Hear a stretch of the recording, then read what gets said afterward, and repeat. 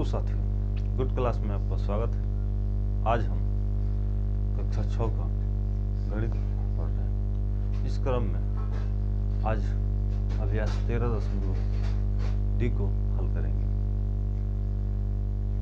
तो चलिए शुरू करते हैं। कह रहा है कि क्वेश्चन नंबर 1, क्वेश्चन नंबर 2 यह है, क्वेश्चन नंबर 1 यह है। कह रहा है कि बताइए कि दो त्रिभुज सर्वांगसम है। दो त्रिभुज सर्वांगसम है, ठीक ना। दो निम्नलिखित त्रिभुजों में से त्रिभुज किस त्रिभुज के सर्वांगसम है। मतलब कि दो त्रिभुजों में से किस प्रकार के से सर्वांगसम है। देखिए, हमें यहाँ पर सिर्फ सर्वांगसम ज्ञात करना है। वो है किस प्रकार का। तो भुजा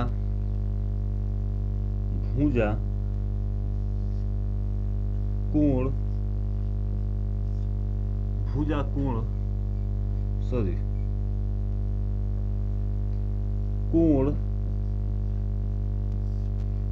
भुजा कोण के नियम से हमें सर्वांगसम ज्ञात करना है।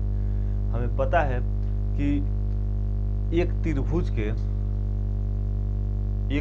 के दो कोण तथा एक भुजा दूसरे त्रिभुज के दो कोण तथा एक भुजा के अगर बराबर हो तो वह त्रिभुज आपस में सर्वांगसम होता है। उसी नियम से हमें यहाँ पर इस त्रिभुज को सर्वांगसम सिद्ध करना है। देखिए, यह जो त्रिभुज है और यह त्रिभुज है, क्लियर। इसमें सर्वांगसम है। किस नियम से सर्वांगसम है। तो ए बी सी त्रिभुज ए बी सी सर्वांगसम है। ए बी क्लियर, सी तो यहाँ पर सर्वांगसम हो जाएगा कोण ए एफ ई डी। त्रिभुज F E D, E F D के माध्यम से क्या हो जाएगा, यह सर्वांगसम हो जाएगा। इसलिए कि इस त्रिभुज में एक कोण 40 अंश, दूसरा का कोण एक कोण 40 अंश, दूसरा का कोण 60 अंश, एक भुजा इसमें 3.5 सेंटीमीटर की है। मतलब कि इसमें दो कोण तथा एक भुजा आपस में बराबर है।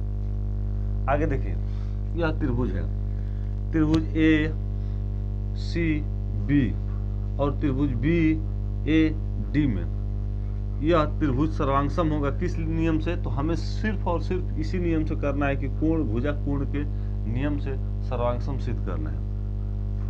तो यहाँ पर देख लें, त्रिभुज ए बी डी सर्वांगसम है।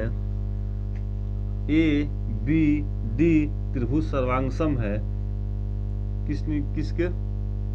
तो यह हो जाएगा बी ए सी के। बी त्रिभुज बी ए सी के, समझ में आया। यह त्रिभुज सर्वांगसम है A B D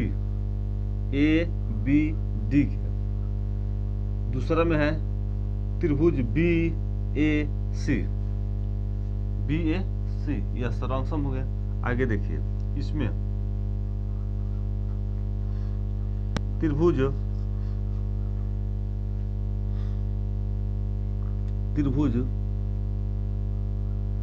A D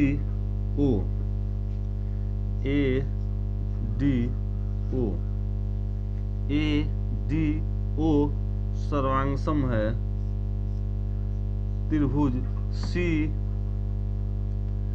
B O के। समझ में आया आप लोगों को।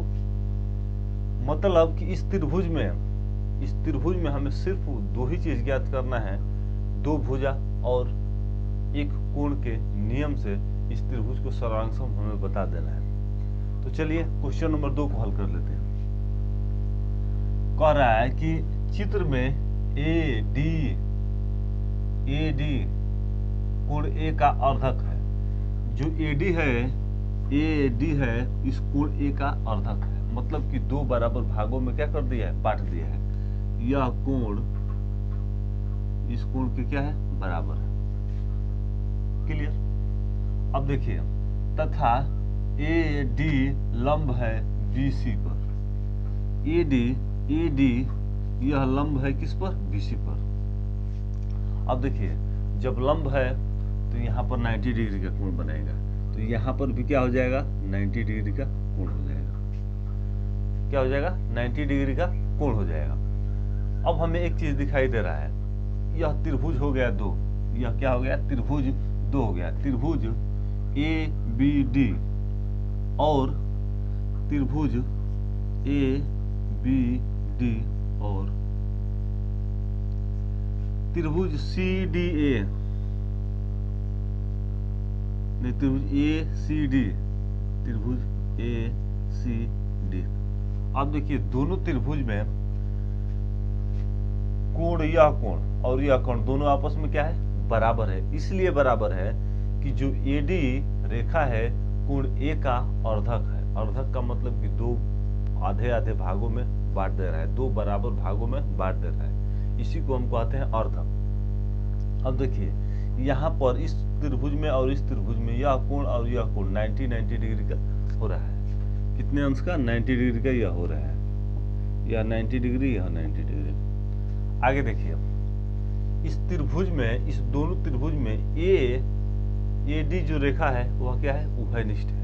उभयनिष्ठ मतलब कि दोनों में उपस्थित है। जब दोनों में उपस्थित है तो हमें क्या चीज मिल गया,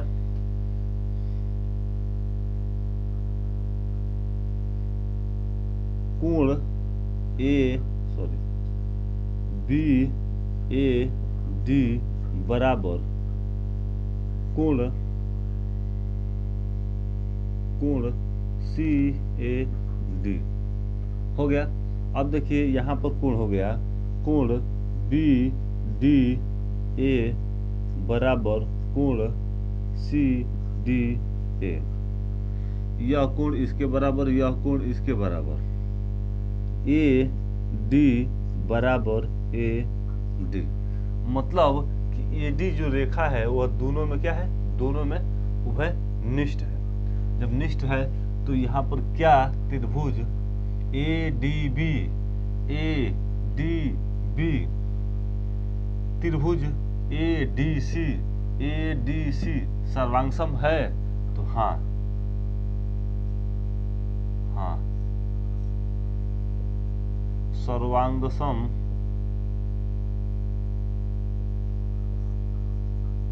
सर्वांगसम है। क्लियर। अब यहाँ पर हम देख लेते हैं, कह रहा है कि क्या यह कहना सही है कि AD बराबर DC, AD बराबर DC, AD बराबर DC। क्लियर। हाँ, AD बराबर DC। क्लियर। देखिए, इसमें होता क्या है कि जब किसी त्रिभुज के शीर्ष से उसके सम्मुख भुजा पर लंब डाला जाता है तो वह 2 बराबर भागों में बट जाता है। क्या होता है, 2 बराबर भागों में बट जाता है। यहाँ पर हम लिख सकते हैं कि जब किसी त्रिभुज के शीर्ष से उसकी सम्मुख भुजा पर लंब डाला जाता है तो वह भुजा 2 बराबर भागों में बट जाता है।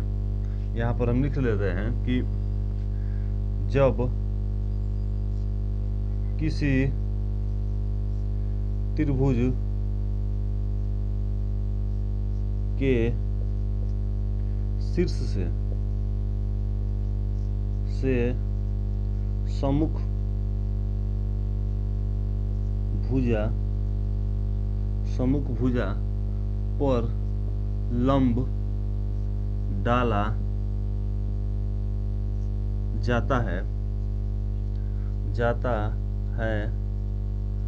तो वह 2 बराबर भागों में बट जाता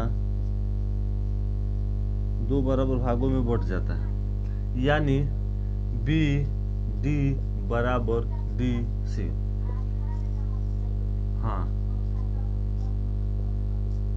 क्लियर। चलिए तो अब क्वेश्चन नंबर अगले को हम लिख ले रहे हैं।